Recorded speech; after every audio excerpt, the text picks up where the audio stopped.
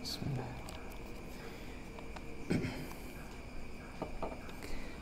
Assalamualaikum warahmatullahi wabarakatuh.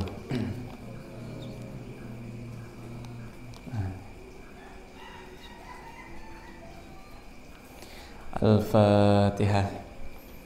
A'udzu billahi minasyaitonir rajim. Bismillahirrahmanirrahim. Alhamdulillahi rabbil alamin arrahmanir rahim maliki yaumiddin.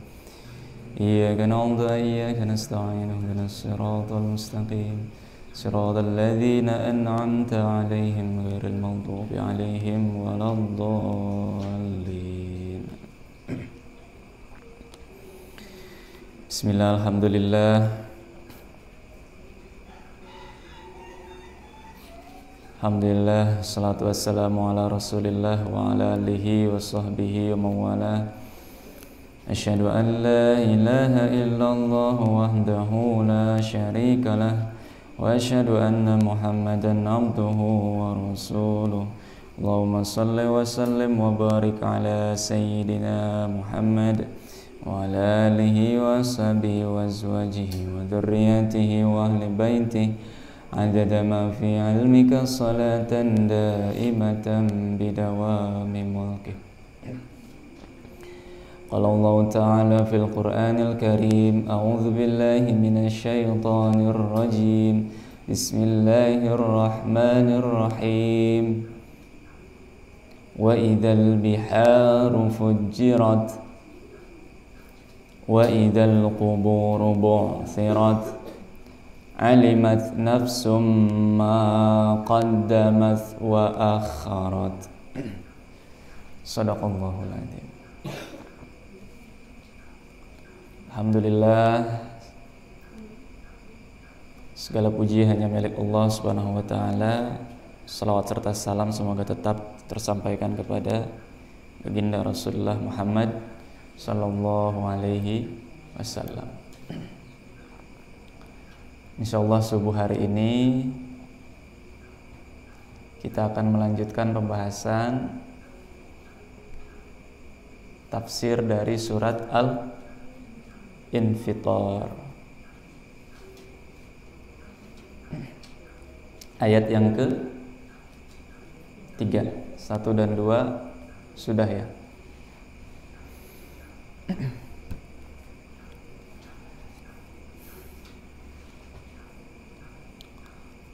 Wa idzal biharu fujjirat, dan apabila lautan meluap. Diulang kembali, jika ada tanda idza, meskipun artinya secara bahasa Indonesia bebas adalah apabila, tapi idza itu berarti sesuatu yang pasti akan terjadi. Wa idzal biharu fujjirat, dan pasti akan terjadi lautan itu dijadikan meluap. Kita kata per kata dulu ya. Wa idzal quburu bu'thirat, dan pasti akan terjadi ketika kuburan-kuburan dibongkar. Alimat nafsum ma qaddamat wa akharat, setiap jiwa akan mengetahui apa yang telah dikerjakan dan yang dilalaikannya. Ya. Jadi ayat 1, 2, 3, 4 itu urut-urutan terjadinya hari kiamat. Meskipun kiamat itu hari ketika dihancurkannya alam semesta, bumi, langit, dan seisinya, tapi untuk kejadian-kejadian setelah dihancurkannya bumi, langit dan seisinya pun sering disebut sebagai kiamat. Karena secara bahasa kan artinya adalah hari ditegakkannya keadilan, kiamat itu kan. Hari tegak, ditegakkan. Ketika amal-amal ibadah, amal-amal baik dan amal-amal salah itu mendapatkan keadilan yang seadil-adilnya itu di hari kiamat. Jadi kiamat itu bukan hanya ketika dihancurkan saja. Alam bumi, langit dan seisinya. Setelah itu pun alam akhirat pun sering disebut sebagai hari kiamat. Urut-urutan terjadinya ketika dihancurkannya bumi dan langit adalah pertama, ayat pertama, langit terbelah. 2, bintang jatuh. Karena bintang itu adalah hiasannya langit. Langitnya belah, hiasannya jatuh. Bintangnya jatuh. Nah, setelah bintang jatuh, maka akan mempengaruhi kondisi laut. Lautan-lautan yang terpisah kemudian akan menjadi bersatu, semuanya menjadi satu sehingga sangat melimpah, meluap-luap. Dan bahkan menjadi api kalau kita lihat di surat At-Takwir ayat 6 yang kemarin. At-Takwir sudah ayat 6. Wa idzal biharu sujjirat. Di At-Takwir wa idzal biharu sujjirat, di Al-Infitar wa idzal biharu fujjirat. Kalau di At-Takwir apabila lautan telah dipanaskan, kalau di sini apabila lautan meluap. Urutan kejadiannya setelah meluap semuanya bercampur menjadi satu, kemudian laut itu tidak lagi menjadi dingin tapi jadi panas. Nah itu. Wa idzal biharu fujirat di Al-Infitar, wa idzal biharu sujirat di At-Takwir. Lalu kembali ke Al-Infitar ayat 4-nya, wa idzal quburu bu'thirat. Kuburan-kuburan dibongkar. Jadi yang sudah meninggal dibangkitkan. Kuburan itu kan sekarang di dalam bumi, kita ini di atas, di permukaan bumi. Nah, nanti setelah terjadi kiamat terbalik, yang di dalam jadi keluar, yang di luar ke dalam, gitu. Kubur ke atas, ya, maksudnya saking dahsyatnya kejadian pada hari itu.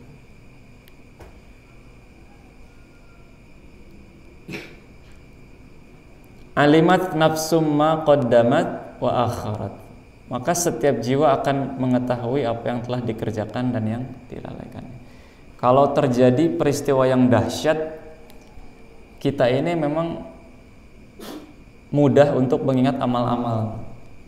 Beda kalau kita kejadiannya sedang santai, sedang senang, itu rata-rata jarang yang mengukur amal kebaikan, kesalahan, menghitung-hitung gitu. Amal saya banyak baiknya atau banyak salahnya ya. Tapi kalau sedang ada peristiwa yang dahsyat, sakit, diuji, musibah, itu biasanya kita mudah untuk mengingat-ingat. Nah, bayangkan kalau yang terjadi dahsyatnya itu bukan hanya sakit, bukan hanya dapat musibah, tapi langit belah, bintang jatuh, lautan meluap, jadi panas, yang dikubur bangkit. Itu kalau nggak ingat amal-amal ya keterlaluan.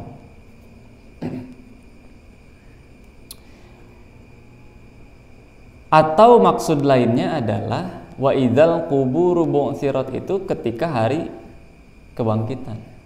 Jadi setelah semuanya hancur, itu dibangkitkan kemudian akan ditimbanglah sehingga setiap jiwa nafs akan mengetahui amal perbuatannya. Ya, dalam timbangan amal itu mendapatkan keadilan yang seadil-adilnya. Kita kalau di dunia masih merasa dizolimi, ya namanya juga di dunia. Sudah baik kok masih dapat perlakuan buruk, tidak adil ya. Ya, belum, nanti akan ada keadilan. Setiap perbuatan baik diganjar sesuai dengan keikhlasan dan ketepatan dalam beramal soleh. Sekarang kita coba bahas nafs ya, ayat yang kelima ini. Nafs. Nafs sering diartikan sebagai jiwa. Namun dalam bahasa Indonesia, jiwa itu sudah terlanjur memiliki makna yang tak terlihat oleh mata ya. Tidak kasat mata ya, jiwa itu halus gitu kalau jiwa. Sehingga nafs, pas kita baca nafs itu yang terekam adalah sesuatu yang halus-halus saja. Padahal ternyata enggak. Kita coba berkenalan dengan nafs sekarang ya. Berkenalan dengan nafs. Berkenalan.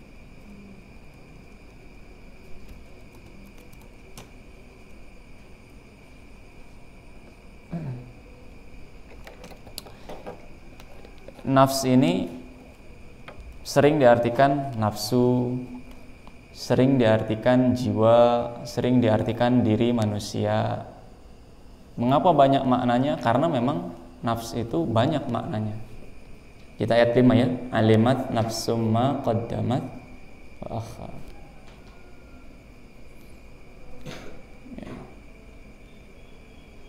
Nafs dibentuk oleh 3 huruf. Huruf apa saja? Nun, fa, sin. Kalau kita buka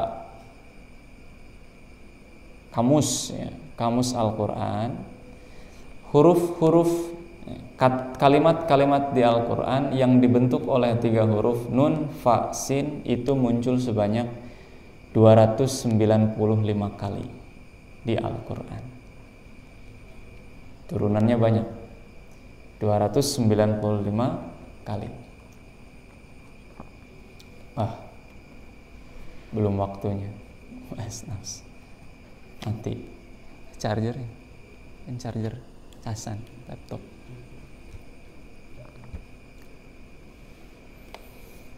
Jadi nafs 295 kali. Nafs itu sesuatu yang baru setelah bertemunya unsur basyar, unsur fisik manusia dengan ruh yang ditiupkan oleh Allah Subhanahu wa taala. Itu nafs. Jadi kita ini manusia kan ada fisik nih, basyar atau kulit yang tampaknya. Sehingga antara laki-laki dan perempuan sama itu dalam arti sama-sama punya kulit ini, basyar ini. Apakah kulit laki-laki dan kulit perempuan beda? Kulit laki-laki seperti ayam misalkan, kulit perempuan seperti bebek gitu. Enggak ya? Sama ya? Yang beda apa? Yang beda ya beda perawatan aja. Yang rajin dirawat ya. Apakah kulit perempuan pasti lebih terawat daripada laki-laki? Belum tentu ya.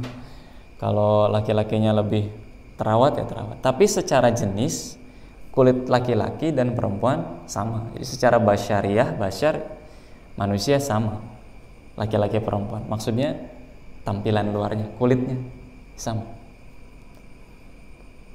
Nah setelah, kalau hanya basyar saja, hanya fisik saja, apakah itu disebut manusia?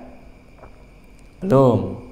Allah kemudian memberi atau meniupkan ruh, sehingga hidup. Ruh itu untuk menghidupkan basyar, untuk menghidupkan, memfungsikan organ-organ dalam tubuh manusia.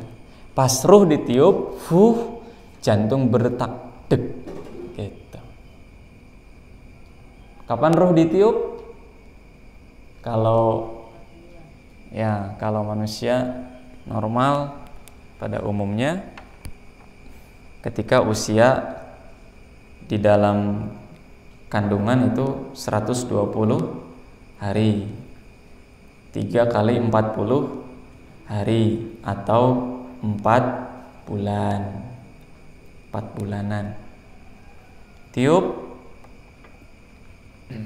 kemudian jantung berdetak, deg, deg, deg, deg, deg, terus aja berdetak.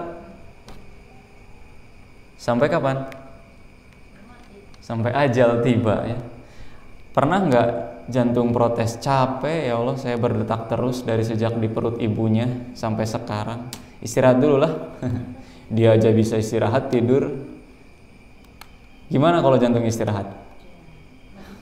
Ya sudah, tidak bangun lagi. Jadi lebih capek kita apa capek jantung? Kita capek.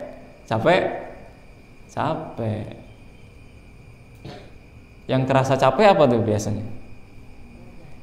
Badan, sendi ya. Biasanya kan antar tulang, sendi itu antar tulang tuh. Capek. Salah tidur, capek sini kan. Betis. Macam-macam. Tapi kalau dibandingkan sama jantung, kira-kira lebih capek mana?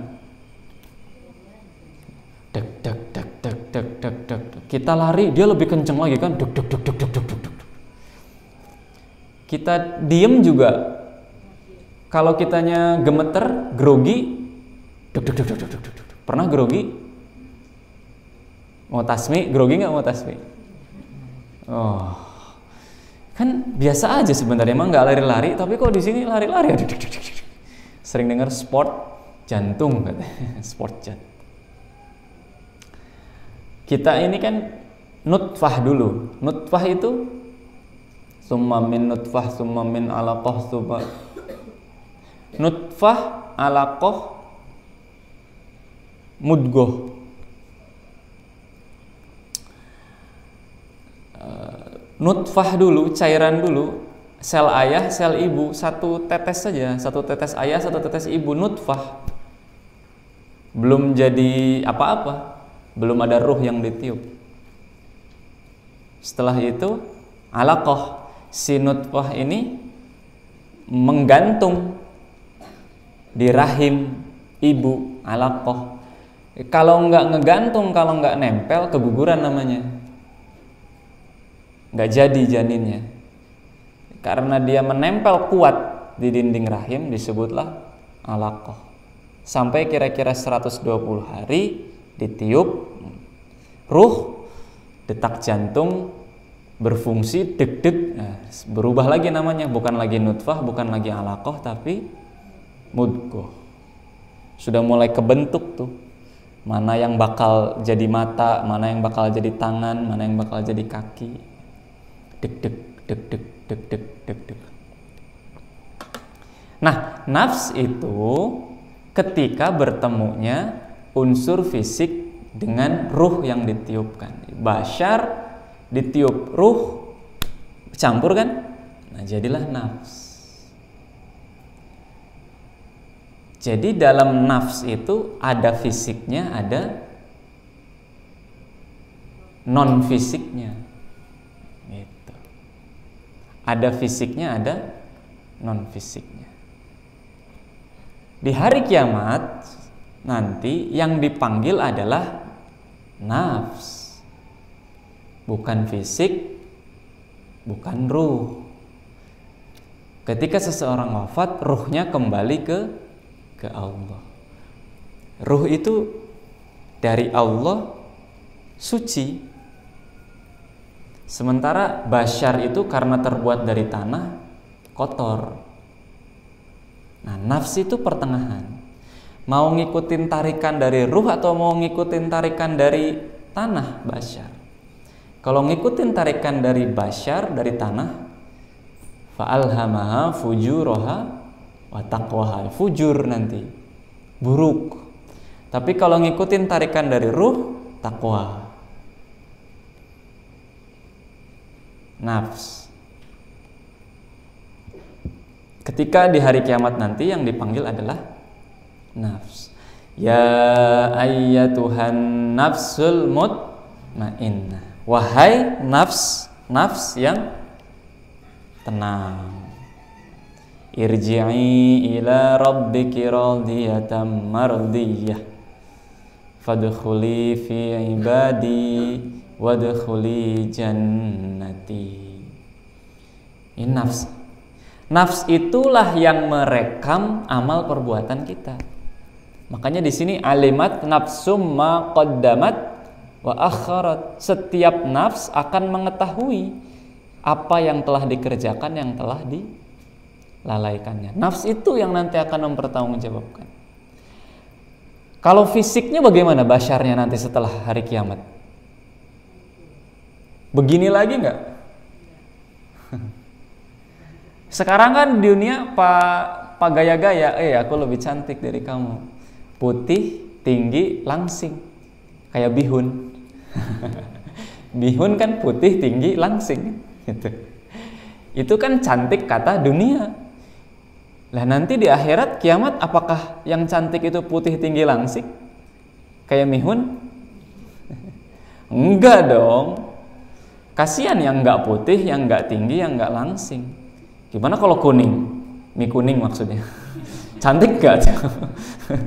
Jadi mau bakso ya. Nah, gimana kalau yang bulat kayak bakso? Kita ini yang mana? Bulat, kuning, atau putih? Bakso ya.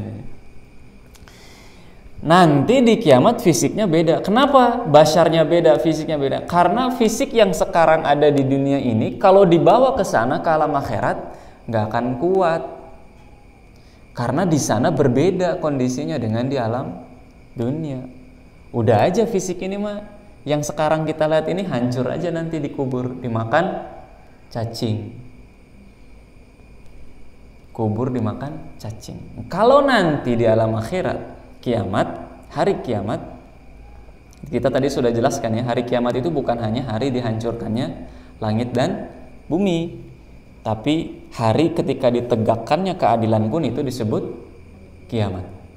Nah, nanti di sana fisik yang akan tampilan luar lah kita sebutnya. Tampilan luar yang akan terlihat adalah sesuai dengan amal-amal kita masing-masing. Makanya ada manusia yang wajahnya seperti keledai.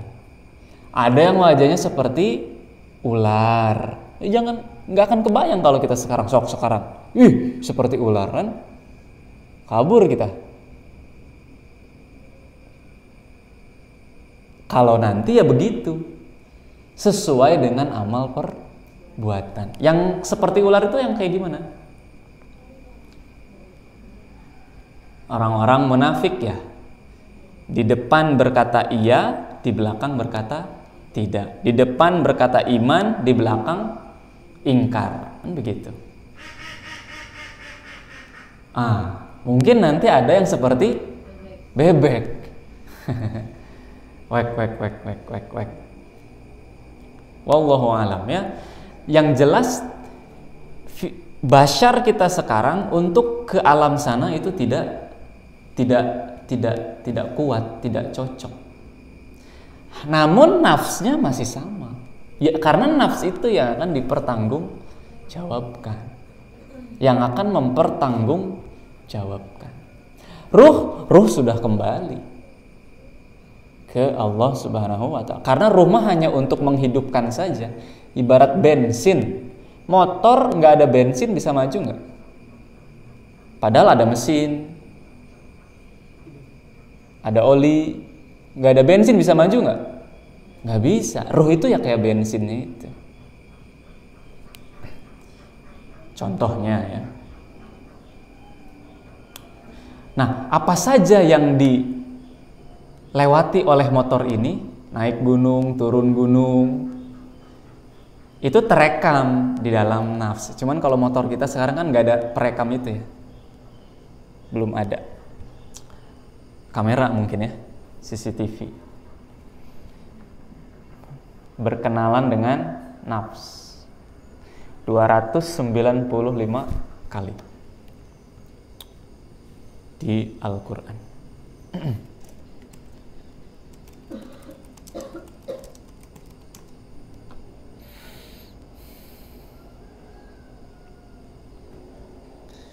Ini naskah buku, insya Allah terbit, diumumkan terbitnya pas 12 Rabiul Awal, pas Maulud, tentang nafs.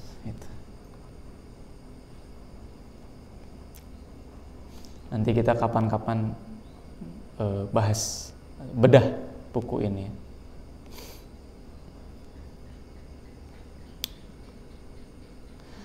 Ada ayat yang menyebutkan nafs itu bermakna diri atau seseorang. Tadi nafs punya banyak makna. Ada yang maknanya diri atau seseorang. Di ayat yang lain nafs diartikan ruh. Jadi maknanya adalah ruh. Lihat ayatnya. Ayat yang lain lagi sebagai jiwa. Ayat yang lain lagi sebagai totalitas manusia. Totalitas manusia itu ya fisiknya, ya ruhnya, ya yang tampak, yang tidak tampak. Bahkan ayat yang lain lagi disandarkan kepada zat Allah Subhanahu wa ta'ala. Nafs disandarkan kepada zat Allah Subhanahu wa ta'ala. Wa idz qala Allahu ya Isa ibn Maryam a anta qulta lin-nasi takhiduni.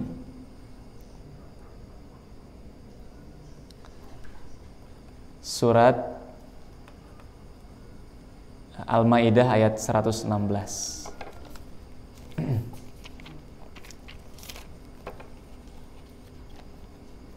Wa idz qala Allahu ya Isa ibn Maryam a anta qulta lin-nasi ittakhiduni wa ummiya ilahaini min dunillah qala subhanaka ma yakunu li an aqula ma laysa li bihaqq in kuntu qultuhu faqad alimtah ta'lamu ma fi nafsi wa la a'lamu ma fi nafsik innaka anta 'allamul ghuyub. Dan ingatlah ketika Allah berfirman, wahai Isa putra Maryam, engkaukah yang mengatakan kepada orang-orang, jadikanlah aku dan ibuku sebagai dua Tuhan selain Allah? Isa menjawab, Maha suci engkau, tidak patut bagiku mengatakan apa yang bukan hakku. Jika aku pernah mengatakannya, tentulah engkau telah mengetahuinya. Engkau mengetahui apa yang ada pada diriku, dan aku tidak mengetahui apa yang ada padamu. Ta'lamu ma fi nafsi wala a'lamu ma fi nafsik. Sungguh engkaulah yang maha mengetahui segala yang gaib. Menurut Imam Ar-Raghib Al-Asfahani, yang dimaksud dengan nafsahu dalam ayat di atas adalah zatnya, tapi penyandaran kata nafs kepada Allah memiliki makna kepemilikan. Artinya semua nafs milik Allah. Jadi kalau kita melihat ayat begini, kalau ada nafs disandarkan kepada Allah, kita harus maknai maksudnya adalah semua nafs itu milik Allah. Ya, harus berhati-hati. Nah, nafs yang maksudnya adalah gabungan setelah bertemunya bashar dengan ditiupkannya ruh, itu maksudnya adalah surat Al-Hijr, surat ke-15. Surat ke-15 Al-Hijr ayat 28 dan 29. Surat 15 ayat 28 dan 29. A'udzu billahi minasyaitonir rajim.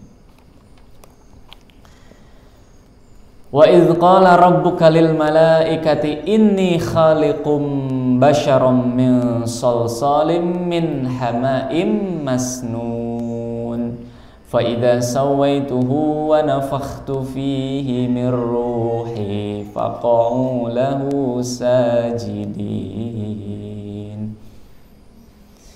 Dan ingatlah ketika Rabbmu berfirman kepada malaikat, sungguh aku akan menciptakan seorang manusia, inni khaliqum bashar. Nah ini bashar, tadi sudah dibahas ya, bashar.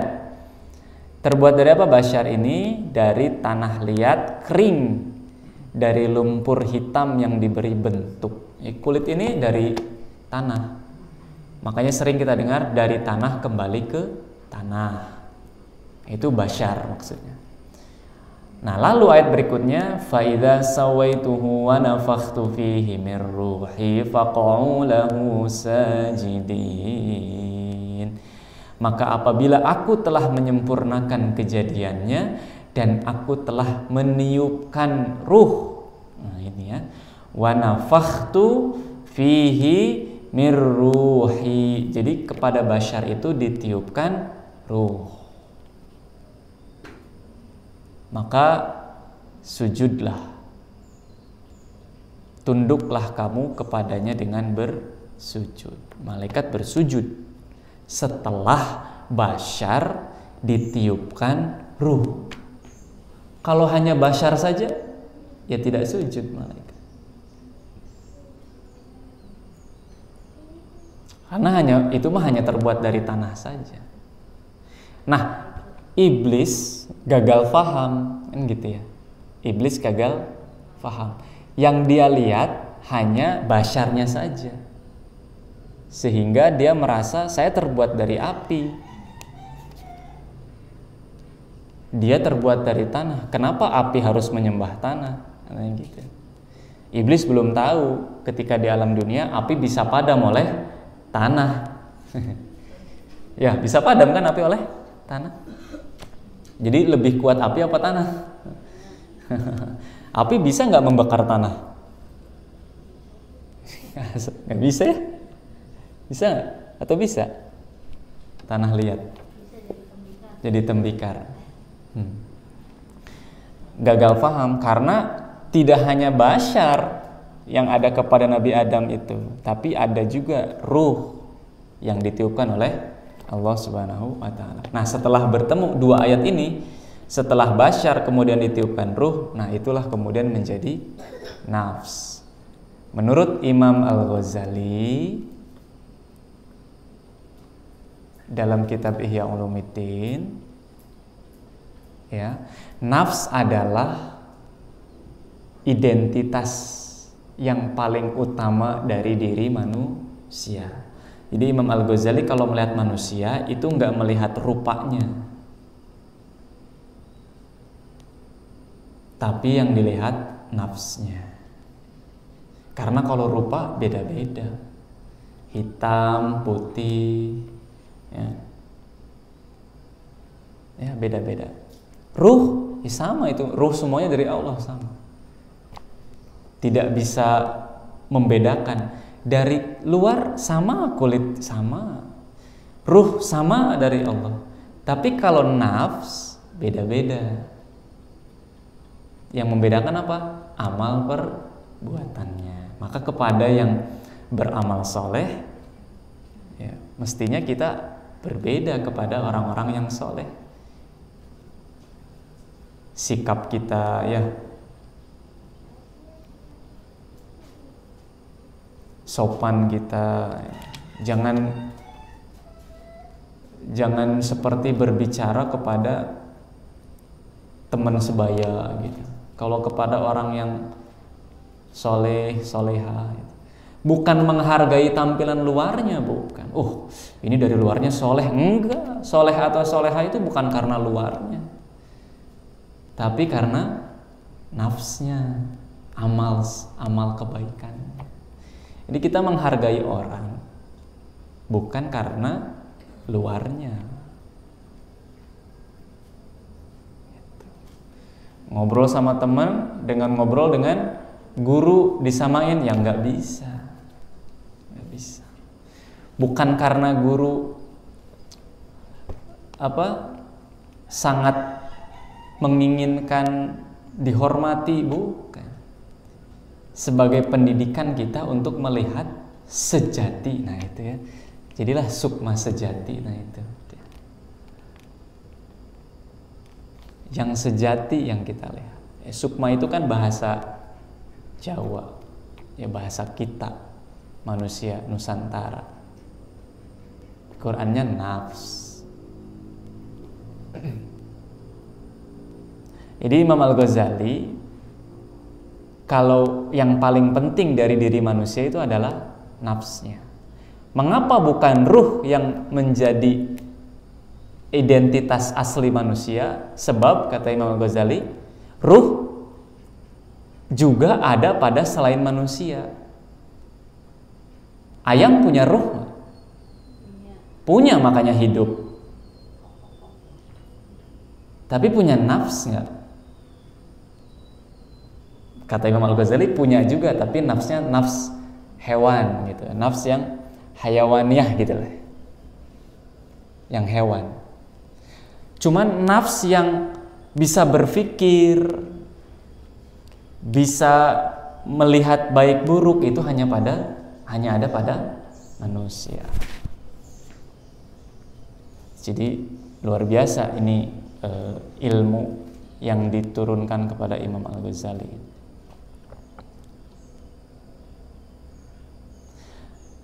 Dan mengapa bukan jisim, bukan basyar, bukan kulit ini yang menjadi identitas asli manusia? Karena yang ini rusak, nanti bisa rusak. Tadi ketika kita manusia semua masuk ke alam akhirat, bukan fisik ini lagi yang dibawa. Yang sekarang dipuji-puji ini nanti nggak akan kebawa ke sana. Setelah hari kebangkitan bukan ini lagi. Kalau Ar-Rahman yang sering kita baca kan, ke surga itu tampilan fisik kita gimana? Kalau kita ke surga itu tua, anak-anak atau apa? Muda ya. Oh kalau di Ar-Rahman itu dikelilingi gitu ya, dikelilingi oleh pemuda-pemuda.